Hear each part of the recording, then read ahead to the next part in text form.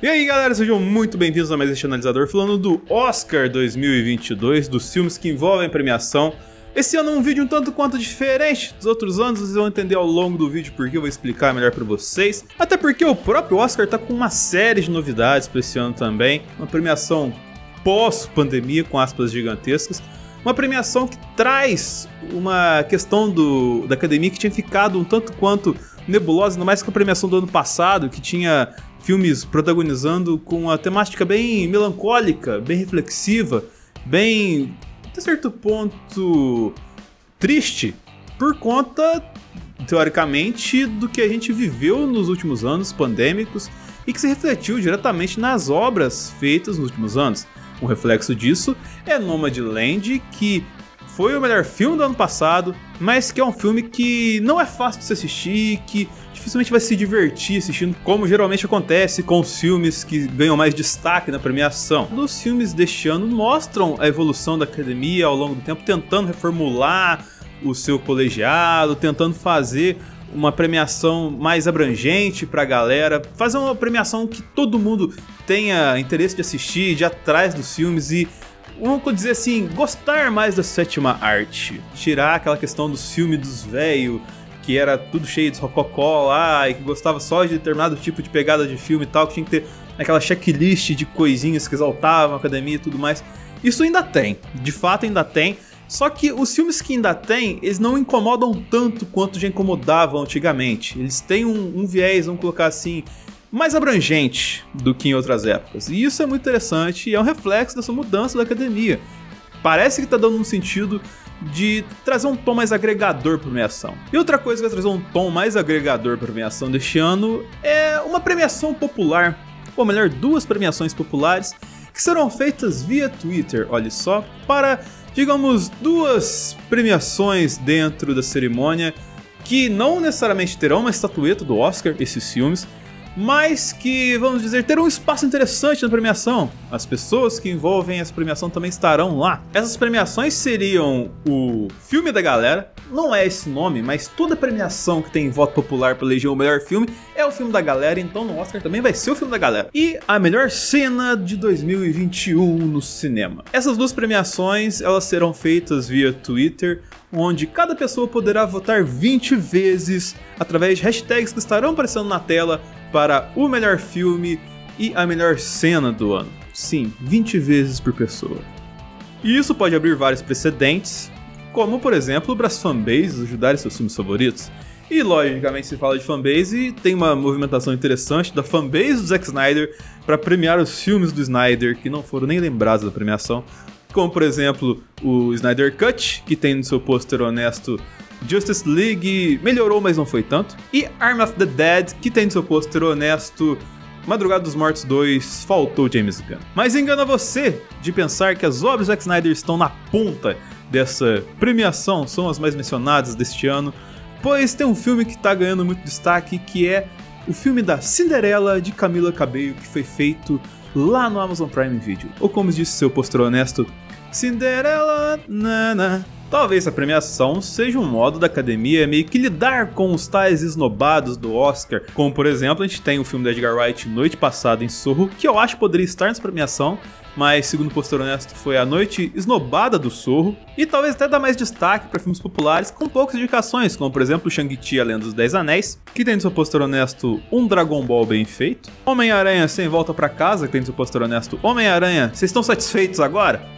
Free Guy, que tem no seu pôster honesto Deadpool para baixinhos, House of Gucci, que tem no seu pôster honesto House of Gaga, ou Um Príncipe Nova York 2, que tem no seu pôster honesto Ed Murphy pagando seus boletos. Mas além destes, a gente tem alguns filmes interessantes, efetivamente, que estão na premiação com um pouquinho mais de destaque, como por exemplo A Pior Pessoa do Mundo, que tem no seu pôster honesto A Crise dos 30, Madres Paralelas, que tem no seu pôster honesto Almodóvar Paralelo, ou Cruella, que tem no seu pôster honesto Arlequina, A Tragédia de Macbeth, que tem seu pôster honesto Shakespeare, Zack Snyder Cut, 007 Sem Tempo para Morrer, que tem seu pôster honesto 007 Sem Tempo, irmão, A Filha Perdida, que tem seu pôster honesto A Filha da A Família Mitchell e a Revolução das Máquinas, que tem seu pôster honesto A Família Mitchell e a animação do Aranhaverso, Luca, que tem de seu pôster honesto Lambretta, e Encanto, que tem de seu pôster honesto Representando. E aí a gente começa a mergulhar nos filmes aqui, porque,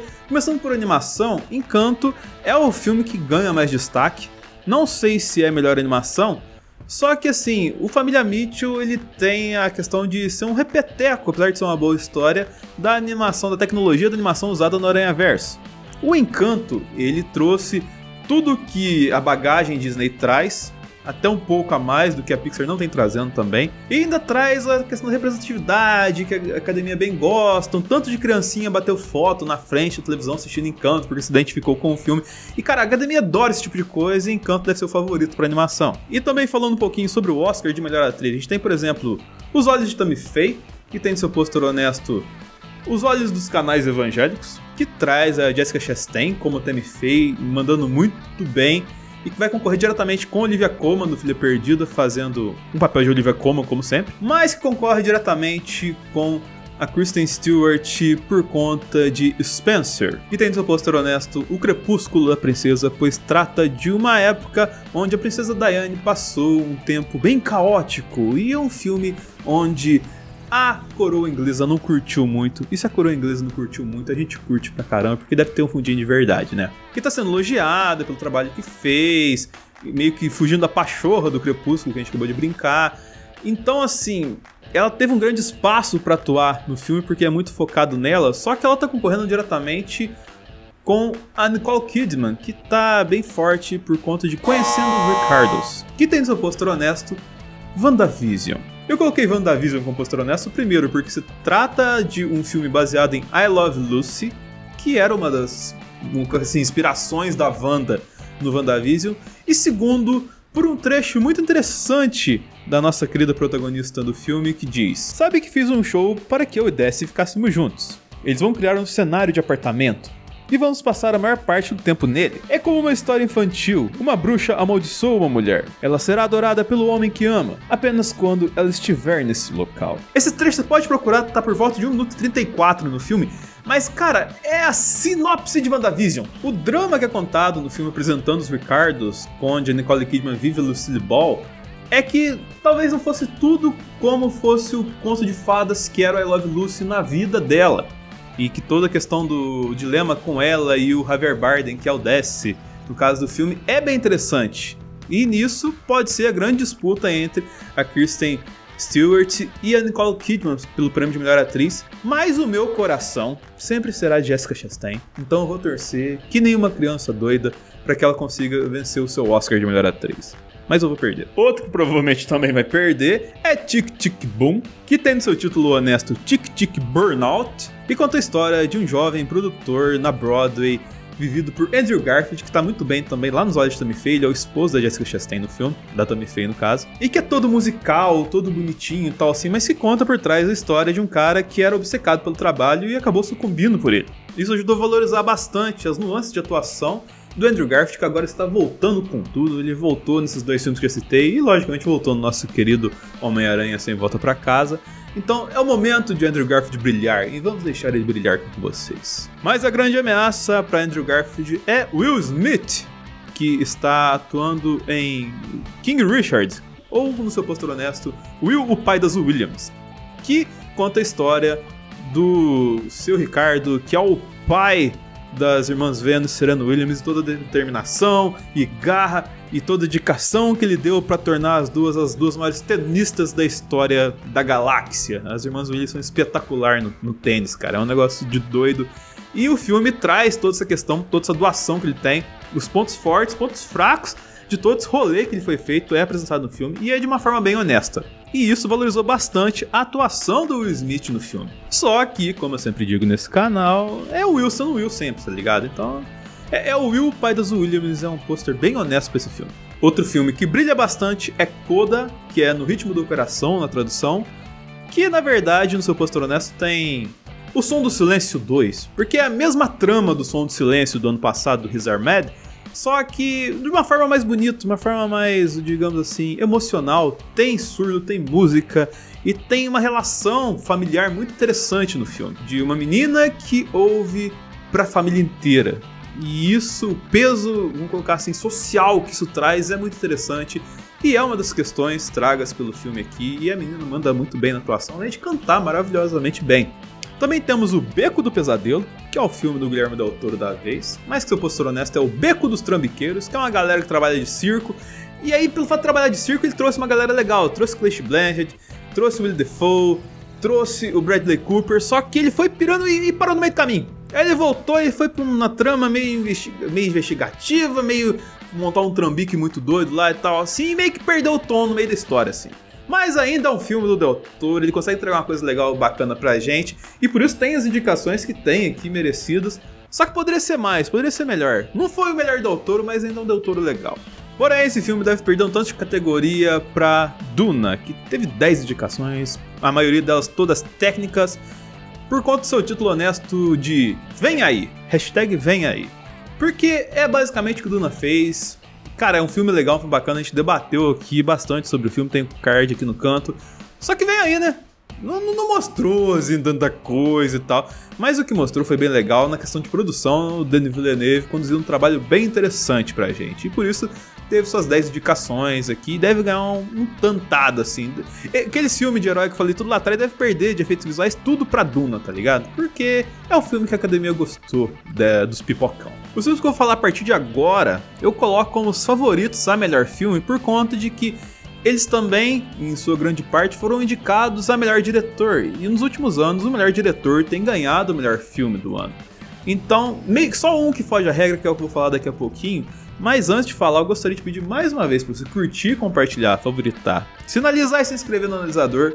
Por conta de que agora eu vou contar por que esse vídeo é diferente. Porque geralmente eu colocava o pôster honesto do lado aqui, com as indicações que eu achava que ia ganhar e o que poderia roubar na premiação.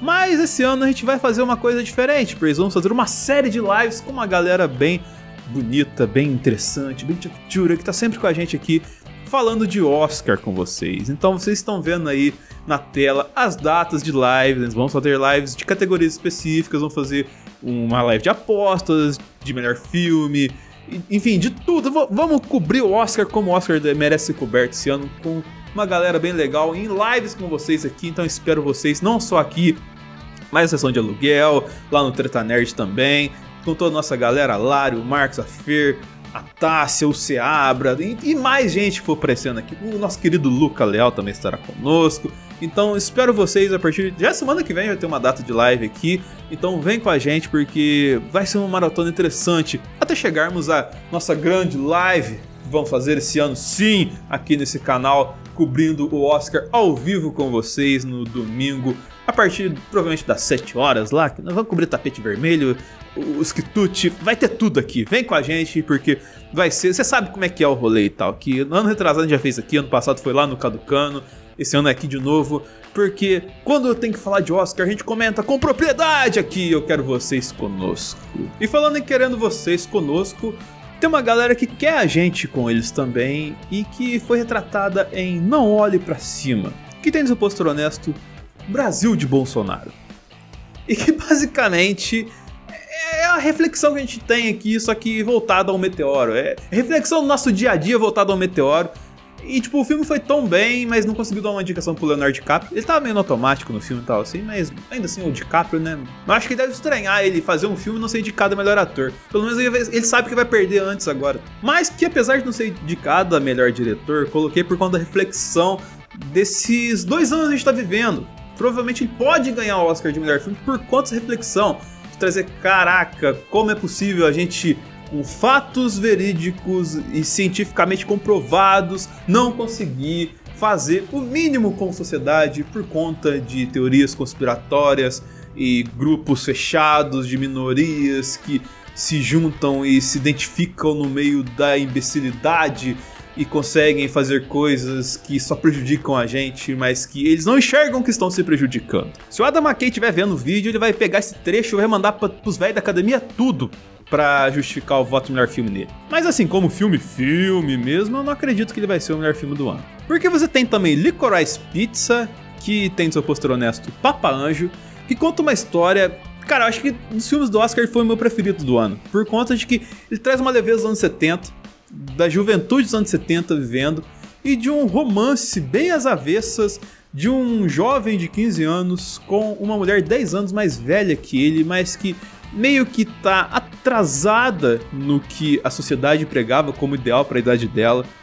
E eles meio que se equilibram por conta disso. Ele é um pouco avançado porque ele é meio que um ator barra empresário no filme. E eles começam a desenvolver uma amizade, e isso vai desdobrando em caminhos bem divertidos, bem interessantes e bem envolventes.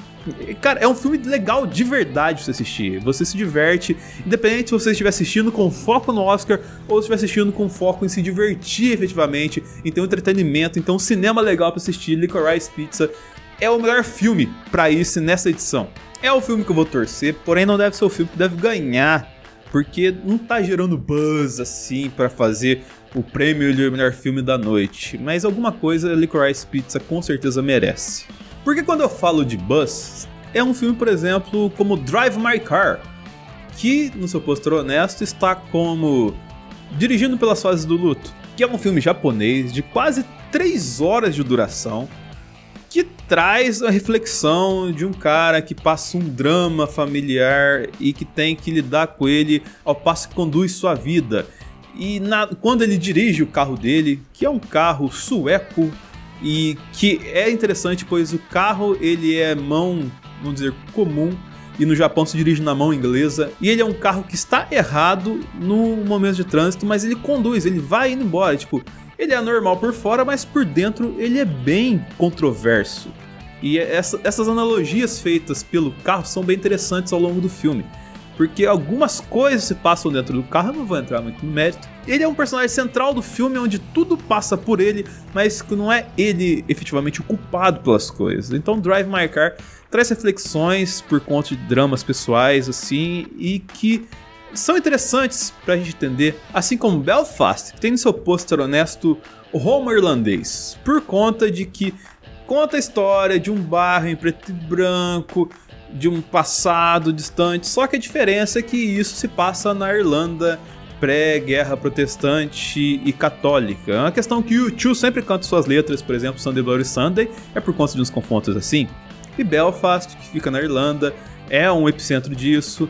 E como que essa relação, a vida de um garoto nessa época, a família, como lida com todas as coisas que acontecem na vizinhança. Então, assim, Belfast é um filme muito interessante para a gente entender um pouquinho dessa época.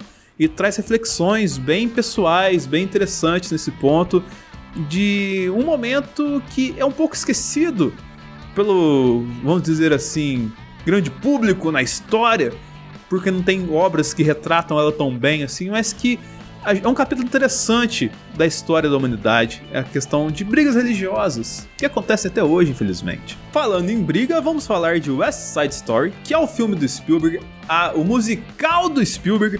E cara, o pôster honesto é dança, briga de dança. Porque Amor Sublime Amor basicamente é o musical do Spielberg, não tem muito o que se adicionar. Tem todo aquele carinho, aquela dedicação que o Spielberg tem pra uma obra. Eu acho que no primeiro musical que ele faz. E isso traz um coração, tipo, as trilhas que você vê no musical, você remete a muitos momentos do Spielberg ao longo dos filmes dele. E cara, isso é maravilhoso. Nesse ponto, é tudo muito ritmado, tudo muito... As músicas não cansam você. Ele tecnicamente é impecável, figurinos maravilhosos, atuações interessantes, como até da Ariane DeBose, que foi indicada a melhor coadjuvante, e que, assim, tem um coração interessante para contar outro momento de conflito também, que eu citei aqui, mas que é mais uma retratação da obra, mas com a cara do Spielberg ela ganha uma leveza ao mesmo tempo que te mostra uma preocupação interessante, pois trata do conflito entre americanos e porto-riquenhos em bairros pobres de Nova York que estavam prestes a perder o seu lugar, que estavam meio que lutando, sei lá, pela honra, por orgulho, e isso meio que ajuda a escrever um pouco da história americana como um todo. E se soma isso ao talento do Steven Spielberg com o que a academia sempre gosta de fazer, que é se autorreferenciar, e apesar desse filme não ser um filme sobre cinema, ele é um filme que meio que autorreferencia a história americana, esse filme tem muita chance de ganhar muita coisa, por isso tem 7 indicações e tal, e que deve fazer um trabalho interessante na noite. Assim como, e fechando o vídeo aqui, O grande favorito com 12 indicações, The Power of Dog, Ataque dos Cães, tem seu pôster honesto feio, forte e formal, pois o Benedict Cumberbatch, que é também um dos caras que é uma grande aposta a melhor ator, tá numa pegada bem Seu Madruga no rolê. Ele entrou tanto no personagem que ele teve intoxicação de tabaco porque o personagem ele fuma o filme inteiro. Ele é o turrão da roça nos Estados Unidos ali nos anos 40, anos 50. Então ele meio que, digamos assim, não se conhece muito bem, mas ao mesmo tempo conhece muita coisa. E isso faz ele ofender muita gente, ao passo que faz ele ensinar muita gente. Então ele é uma figura bem controversa e que gira quase tudo em volta dele. Todas as pessoas que se envolvem com ele acabam de alguma forma cruzando e tendo que entrar em contato com ele, e isso sempre é um momento de estresse pra pessoa e pra ele, que é um cara que é meio bicho do mato no rolê. E cara, é um filme tenso, mas é um filme muito bem feito. Ele te traz as sensações e as emoções que devem ser trazidas de uma forma bem dosada e te colocam em situações que fala, caraca, isso não vai acontecer agora, assim. E isso ajuda a valorizar bastante a atuação, tanto que tem 2 indicações a melhor ator coadjuvante, tendo o Code como grande favorito. E também tem uma indicação a melhor atriz coadjuvante com a Kirsten Dunst voltando aqui depois de tanto tempo e fazendo um papel bem pesado, bem dramático aqui pra história. E cara, Ataque dos Cães, ele, além de tudo isso, tem outras questões ligadas a roteiro e tudo mais que chama atenção, por isso que tem esse grande número de indicações, porque ele é um bom filme de boas atuações e com várias nuances técnicas. Se vai ganhar tudo que é prometido na noite, a gente vai saber só no dia do cerimônia, que eu espero vocês aqui numa live maravilhosa, assim como espero vocês ao longo de todo esse mês que vamos entrar aí com várias lives pra gente trocar ideias sobre esses filmes com vocês aqui. Então é isso, espero que tenham gostado do vídeo, espero vocês nas lives. Curta, compartilhe, favorite, sinalize, se inscreva e até o próximo analisador.